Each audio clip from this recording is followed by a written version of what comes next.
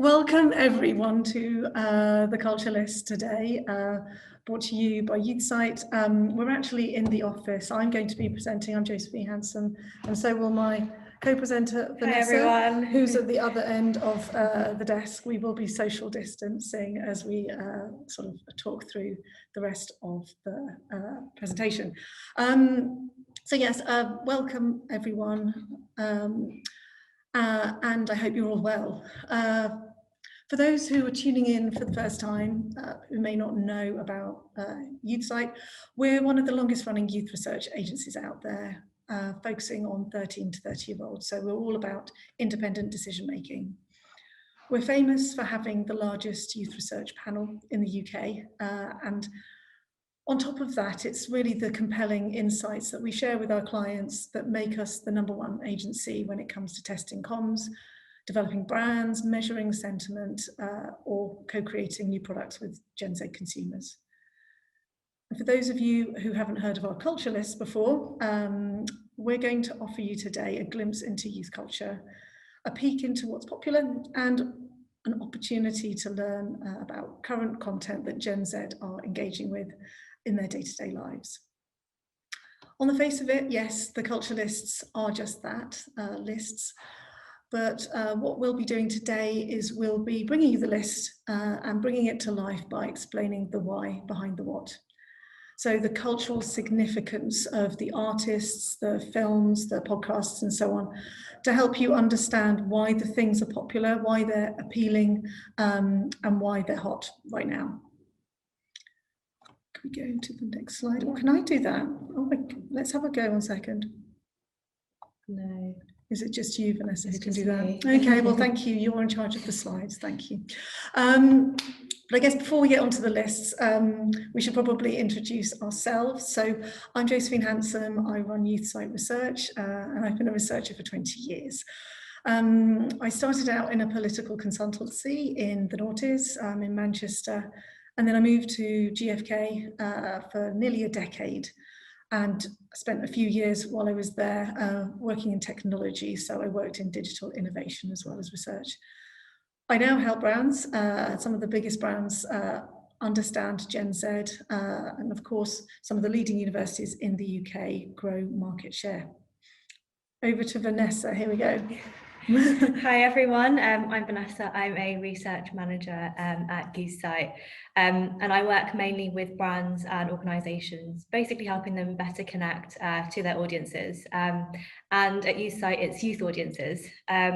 So since starting my career in research about 3 years ago now, I've worked with a number of different brands, from helping FMCG brands track their brand performance to helping broadcasters and media clients create the best content for young people, and also evaluating campaigns as well, just making sure that they hit the mark for young people. But we're top and tailing this webinar today, so I'm going to hand back over to Josephine, and I'll be back a little bit later to talk you through TV, podcasts and films.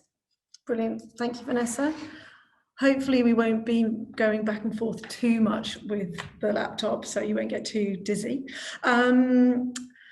So I guess it's probably worth mentioning that this webinar and the Culture List are usually exclusive parts of our 16 to 24 tracker, State of the Youth Nation.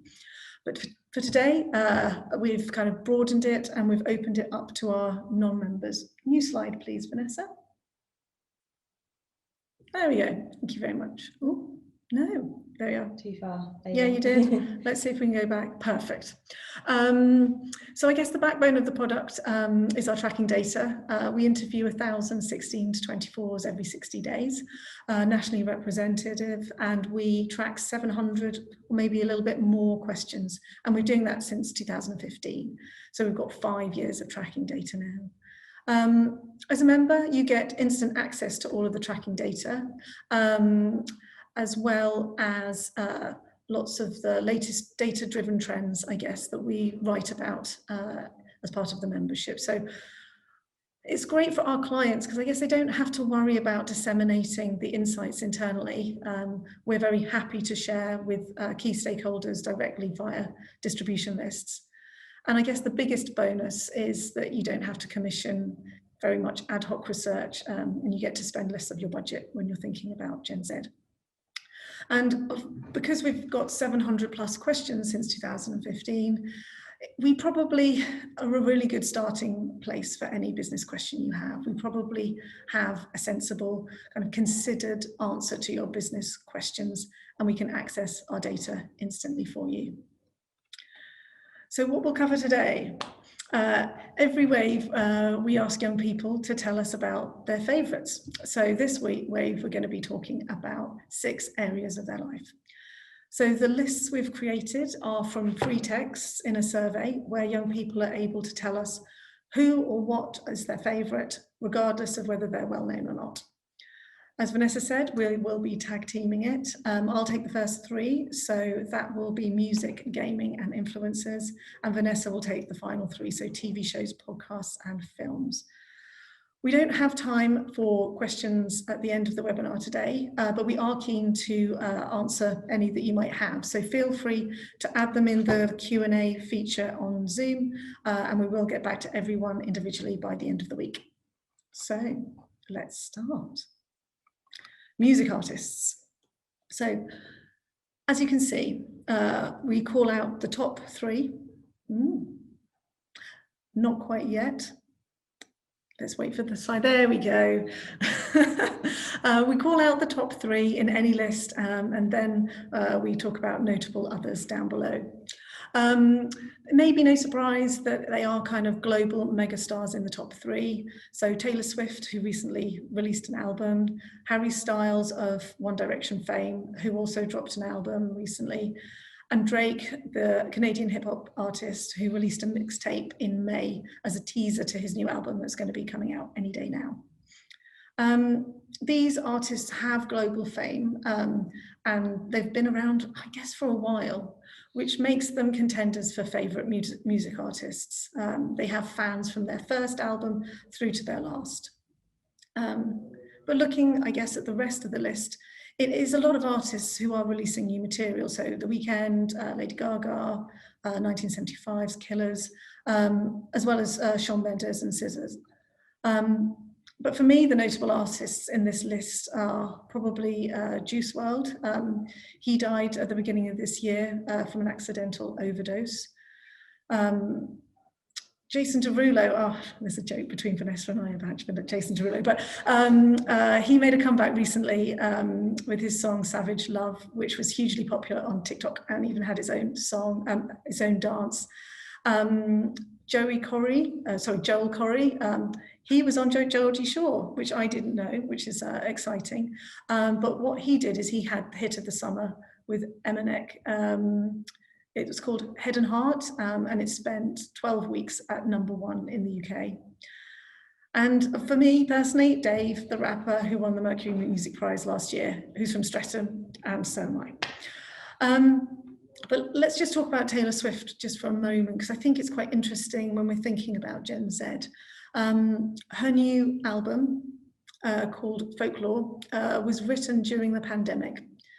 And it's been described as cottagecore. I haven't necessarily heard of this type of music or genre before, but cottagecore, it's apparently the aesthetic that has swept TikTok. It's all about cabins, cardigans, baggy jumpers and woods, and apparently making your own rose water. To give you, I guess, a sense of what this means, Taylor said on her own Instagram that in my isolation, my imagination has run wild. This album is a result. I've told these stories to the best of my ability with all the love, wonder and whimsy they deserve. Now it's up to you to pass them down. Folklore is out. But I guess to contrast in quite a big way, Taylor Swift and her wonder and whimsy, let's just mention Lewis Capaldi for a second. So Lewis Capaldi has charmed the nation of young people, scoring really highly as their favourite celebrity, not just their favourite music artist in our culture lists in the last 18 months. His humour, presence on social media has really shown him to be humble and make a joke of his newfound fame. this tweet here from earlier this year, it's him telling the story where he wasn't recognised at the Grammys and mistaken for one of those extras who sit in the vacant seats when actually the real stars go to the toilet. And he recently made some merchandise inspired by a lady who was on Who Wants to Be a Millionaire. And she just didn't know who he was when she was asked the question about him. She said, "I don't even know who Lewis Capaldi is," which is what he's got on the back of the hoodie there. So that was music. Let's move on to gaming now. And again, it's probably no massive surprise in terms of the big three. Even if you're not a gamer, you've probably heard of some of these titles. So Call of Duty, that first-person shooter, FIFA, football game, Fortnite, further down the list, a free game to play where you can watch a concert, build an island or fight, and Minecraft, which is all about placing blocks and going on adventures. But I guess as part of our State of the Youth Nation tracker, we asked Gen Z how they identify. This is not necessarily gender politics, we just asked them to reflect on their interests. So looking at our data, we see that 1 in 4 16 to 24s identify as gamers. It's taking a bit of a while, isn't it? Thank you, you're very, very good doing it on time, but yeah, it's the internet letting us down. And by identifying as a gamer, what they are saying is that they feel that it's part of who they are, rather than just something that they do. But overall, 50%, if you look at what they do, 50% of Gen Z do say that they are gaming in their free time. And that's really quite a massive number. And if you split that by gender, yes, there are more males who are saying that they game, but 30% of young females say that they are regularly gaming too. And from our Culturalist data that you just saw, we see that Animal Crossing is actually very popular amongst female gamers. So let's talk about that for a minute.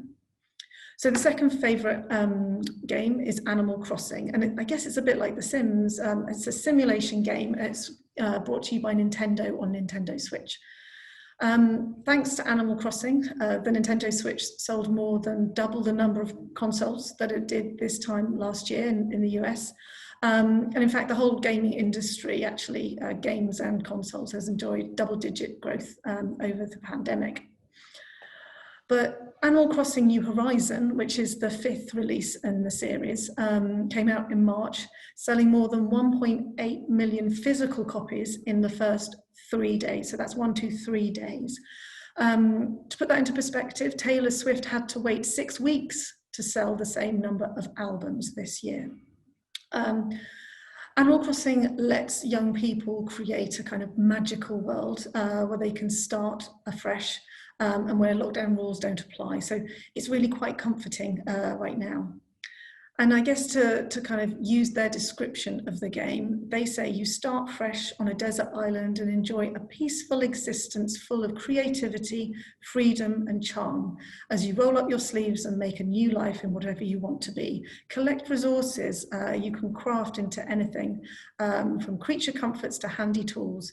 Embrace the green thumb and try out new tricks in the gardening trade. Go fishing, pole vault across rivers as you explore the island as your home. Make friends with new arrivals and kick back and enjoy the seasons.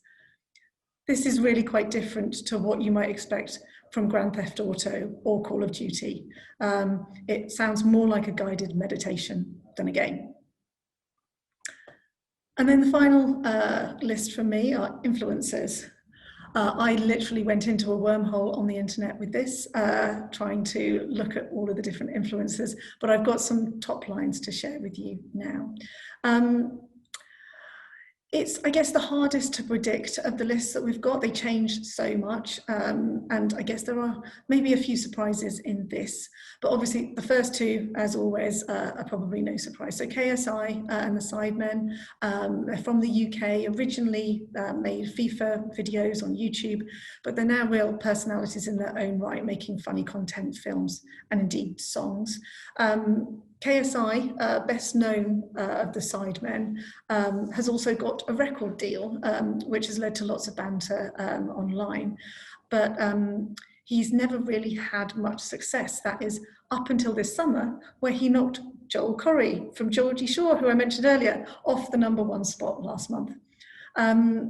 Then you've got PewDiePie, who's the Swedish YouTuber, 107 million subscribers on YouTube.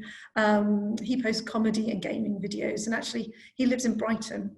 And we were doing some research a couple of weeks ago, and one of the research participants, it was a fashion project, actually recommended his clothing line to us as one that he really likes to buy clothes from. So he's diversifying out of being an influencer. So those are the big two, but if you look at the list, there are no influencers from Instagram, but you do see TikTok. There are 3 new TikTok influencers, and TikTok has had an amazing year with over 50% of 16 and 17-year-olds using it daily. It's an interesting platform as it's about personality rather than image. Have you kind of noticed that no Instagram influencers is sort of telling us something here, that it's about kind of entertainment maybe rather than image? But of course, all of the influencers on this page do have an Instagram account as well. So Charli D'Amelio, thank you very much, Vanessa, and Addison Rae are American dancers. Charli is #1 in terms of followers on TikTok, and Addison Rae is #2. They're both kind of softly spoken, kind of goofy girls, if I'm honest. They're not necessarily like the empowered female Instagrammer that you see online. And then you've got Noel Beck. He's sort of different insofar that he's kind of the typical high school jock. He plays football, and he posts lip-syncing videos of clips to popular songs. I also found out that he's going out with Charli's sister, but I'm not going to go into that one now. But Charli and Addison, they used to live in something called the Hype House. And Noah, he still lives in something called Sway House. So let me tell you a little bit about these houses. So these houses are just full of social media stars. They've moved in together, whether to boost their views in terms of their content or collaborating with other influencers in the house. Since the pandemic, houses have ensured that content can be created with limited access to the outdoors. TikTok creators are able to work together and continue to entertain Gen Z during lockdown. So in the UK, we've got the Bite House. I think it's in Ireland, you've got the Goat House. The communal living has kind of led to this new type of authenticity for Gen Z. They're seeing everything, warts and all, and how their favourite influencers are sort of moving from being solo to this kind of more togetherness movement, bouncing off each other and being creative. But let me finish by looking at the bottom of the list. So if we go back to the list now, you can see there's a mix of YouTubers there. So Linus Sebastian and Markiplier, they both do gaming, tech and comedy videos. Olivia Neal, she's 19 from Northern Ireland. She's interesting because she posts sort of lifestyle and beauty videos, and she's now just got more followers on TikTok than she does in her original platform, which is YouTube. And she's also asked to go on Love Island whenever it starts up. Like, again, that was me looking too much on the internet last night. The True Geordie, obviously English, middle-aged man from Newcastle who shares funny videos about football. And of course, the makeup and beauty vlogger, James Charles, who was the first spokesman, literally spokesman for cosmetics brand CoverGirl in 2016.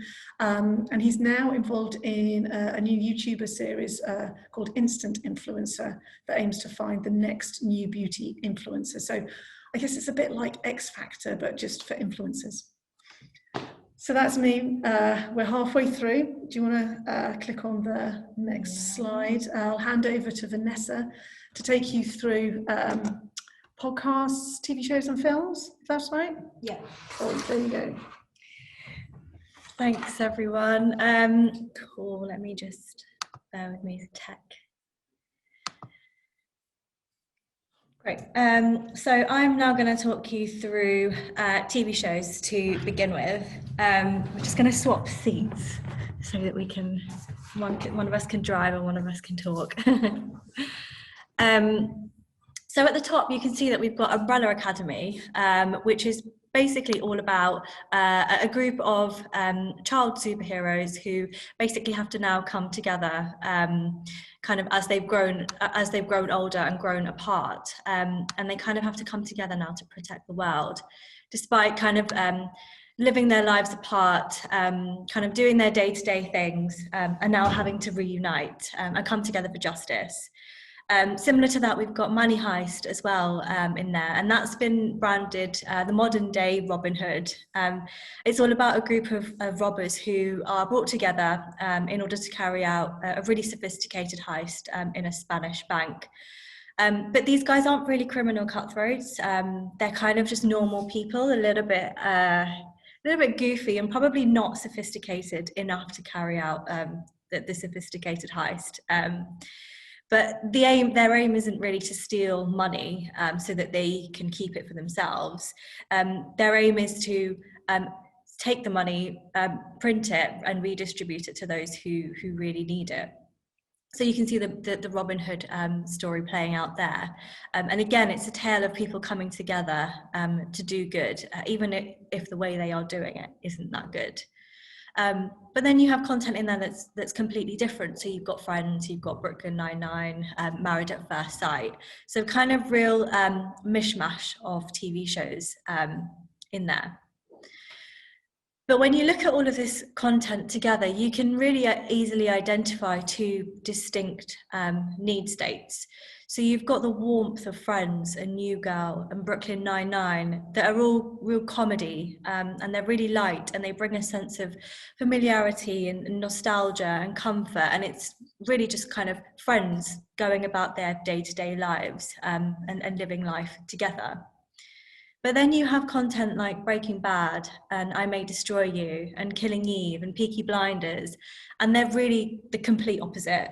They're uncomfortable, they're quite hard-hitting shows, and they're quite violent, and they delve into really quite sensitive topics. I May Destroy You, for example, is all about a woman who's drugged and sexually assaulted on a night out, and she can't remember it, but she now needs to piece together the trauma. And she goes about every day reliving it, trying to piece together what happened that night. And her journey to acceptance forces her to reconsider everything in her life, from the way, from her work, from her friends, the way she loves, the way she is loved, the way she uses social media, or her family. Many other themes are also portrayed in the show, including sexuality, drug use, and the infamous scene where the main character explores sex whilst on her period. That scene was praised by many for being refreshingly real and showing just kind of the reality of what it's like to have sex for a real person, not like the glamorized type of sex that you see on TV. But the interesting thing about this is that they aren't getting this all on, all off content from anywhere else. Social media isn't really light relief. It's actually quite stressful sometimes for young people to be on social media, but it's also not stressful to the point where it's uncomfortable and hard hitting. It's sort of in the middle. It's kind of in that in between. And so TV shows are really giving Gen Z these extreme ends of the spectrum, meeting these needs that aren't being met elsewhere. And of course, if you look at the platforms that these shows are on, as you might have suspected, Netflix is dominating.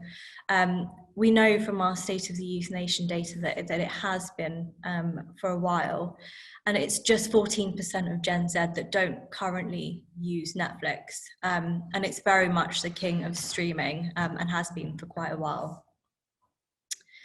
So moving on to podcasts now.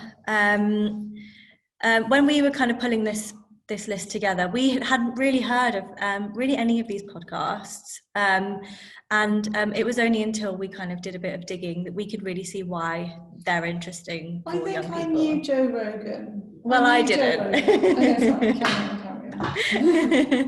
on. Yeah, Joe Rogan is takes that top spot.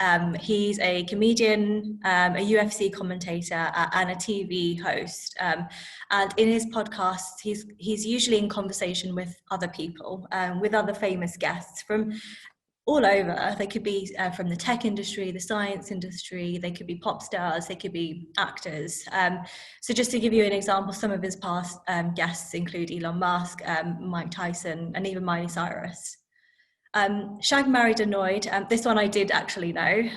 This follows a married couple, Rosie and Chris Ramsey, who basically just talk about everyday things like life and relationships and the arguments that they have, and the things that annoy them every day, what parenting is like, what growing up is like, just random things like what their last trip to the garden centre was like, or what they've been doing in lockdown.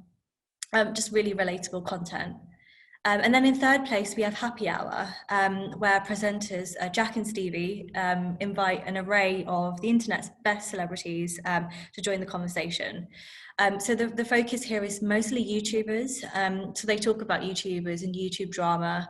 And that's really why it tends to appeal mostly to the 16 to 17-year-olds, the younger Gen Z, who tend to keep up with this kind of thing a bit more.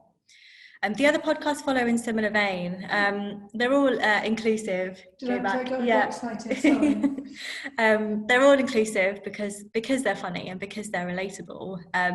Off Menu is quite a fun concept where they invite celebrities to basically create their ideal menu. And you don't have to be into food or cooking to enjoy Off Menu. You don't have to be into football to enjoy the Peter Crouch podcast. You don't have to be into UFC to enjoy Joe Rogan. There's not really a goal or an end point to any of these podcasts. And that just means that Gen Z can listen and hang out and tune in and just kind of be there in the background and listen to general chit chat, which is something that they're probably lacking right now in lockdown and probably missing. Now you can go. So just to kind of tie it all together, I guess one common thread running through all of these podcasts is that they are really funny, and comedy runs through all of them.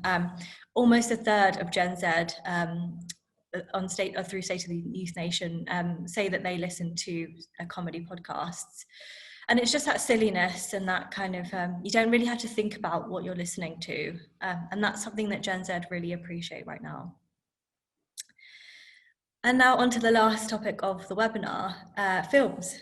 So you might be quite surprised by this list. I certainly was when we were putting it together. I didn't expect Frozen 2 to be at the top. Nor did I expect Mamma Mia to have even made the list. Wouldn't really have associated it with Gen Z. But when you kind of think about the current situation and with cinemas closing their doors over lockdown, and they're only really reopening their doors right now with much stricter rules, film watching habits are really different right now. Films are only really readily available on streaming services at the moment, and all the films in our culture list are too. So you can see Disney Plus, Amazon Prime, and Netflix all offer these shows. But of all streaming services, Disney Plus is performing exceptionally well. Despite having only come out this year during lockdown, which is really quite clever time to come out, Disney Plus is the third most loved streaming service by Gen Z, and that's just behind giants Netflix and Amazon Prime. And given that it only came out this year, and for it to take the third spot, it's really quite impressive for Disney Plus. And our data shows that almost half of Gen Z either love or like the platform. And I guess that's because there's something on there for everyone, whether you're a Star Wars fan or a Marvel fan, or whether you're a die-hard classic Disney fan. And more recently, the Mulan remake is now not only going to be shown in cinemas, but also on Disney Plus too. We don't anticipate this kind of continuing post-lockdown, but for now, Disney Plus is giving Gen Z their temporary cinema fix. So I'll now hand over to Josephine to kind of wrap up and take you through the main themes we've discussed today and what they mean for Gen Z. Thank you, Vanessa. Let's swap over. There we go. Hi everyone, I'm back. Let's do a little bit of tech stuff on my side as well. Brilliant. So yeah, it's probably worth just reflecting a little bit, and we've got sort of 3 things that we think that this the Culture Lists this time is telling us about Gen Z. So I guess Gen Z want to see personality and see community in the content that they consume. They think that, you know, it's great and it's relatable. It's not just about sort of that mega star perfect life that you might see on Instagram. Influencer culture, where the day-to-day and the mundane is shared, is now what is expected from Gen Z. Remember that the communal houses in the TikTok influencers that they moved in, that's all just about being real. But what's an all real? Not just being authentic, it's about sharing the whole of your life. And they also want to be with you along the way, I guess, wherever you're headed. And ideally, they want to be entertained in the content that they're consuming. The second thing we wanted to kind of pull out here from the list that we thought about was that Gen Z seem to be using content and gaming to escape. Sort of silliness and comedy is important, especially right now. So try and make Gen Z laugh if you can. Goodness knows it's hard being a young person today. Help them relax. Get some space. Many of them may be cooped up at home. I think our latest data found that over 69% of 18 to 24s are still living with their parents. So give them that time and space and to have some perspective on life. And of course, as with the best comedy, bring everybody together to share the laugh rather than laughing at others. If you remember sort of Lewis Capaldi and the Joe Rogan podcast. And then finally, Gen Z want to be sort of all in all on or all off when engaging with content. And social media fills that sort of gap in between of the all on or the all off. As we saw from the TV shows, it's all about sort of challenging content or comforting content. Being young in 2020 is hectic, it's stressful, not easy at times, and they're not necessarily looking to just pass the time. It's not about having TV on in the background necessarily. They want TV and films to kind of immerse them and to take them away from their everyday and entertain them. And the last point there about social media, it's probably worth remembering. Social media, so their friends or their favorite influencers, they are covering this middle ground. You know, they have enough interesting content out there to be keeping them busy. They say that a young person will scroll through the height of the Shard every day on their phone. So for you guys out there, it's about making your content better than social media, which I know sounds easy, but it really isn't. I think it's a hard task. And when doing so, ideally tapping into those 2 need states, sort of challenging, like I may destroy you, or comforting, like friends or new girl. And then you'll be able to get cut through.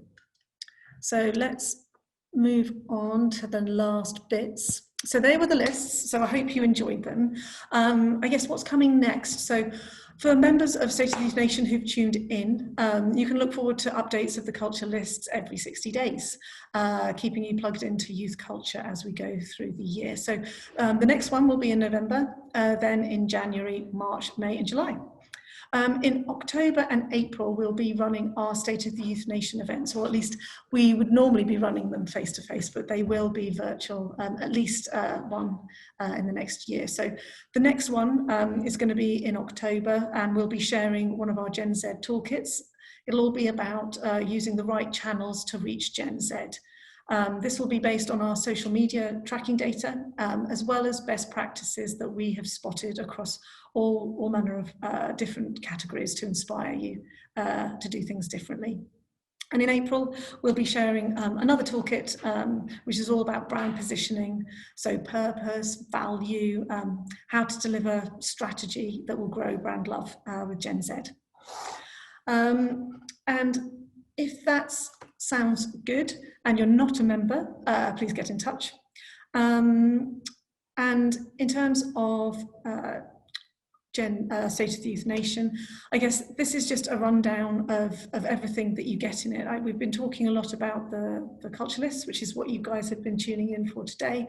But it's probably worth sort of saying that membership does give you access to all the latest Gen Z insights based on 5 years of tracking data.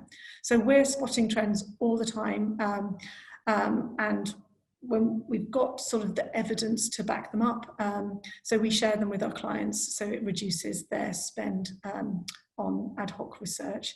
Webinars, as you know, you've already had a taster of one, but you also get all our previous webinars and keynote speeches that we give at conferences across the year, and over lockdown we've already done about 4 or 5 of those, so they're sort of additional added content. And then of course the Insight workshop. So we've mentioned it, haven't necessarily mentioned it today, but it is one of the best loved parts of State of the Youth Nation. It's where you get to challenge us to answer your business questions for your business, and we use our data, our IP, the insights that we've been talking about to give you that kind of competitive advantage with Gen Z. And so, yeah, I think that kind of is it. That's everything that we hope to cover today. Thank you very much for a little bit of a gate crasher there. Thanks for joining us today. I hope you enjoyed it. I hope it was useful. Feel free to use the Q&A section if you've got any questions. Our email address was on the last slide actually, but it's research@youthsight.com, and we'd love to hear from you. So thank you very much, and for me, and Thanks everyone. we will see you soon. Take care. Bye-bye.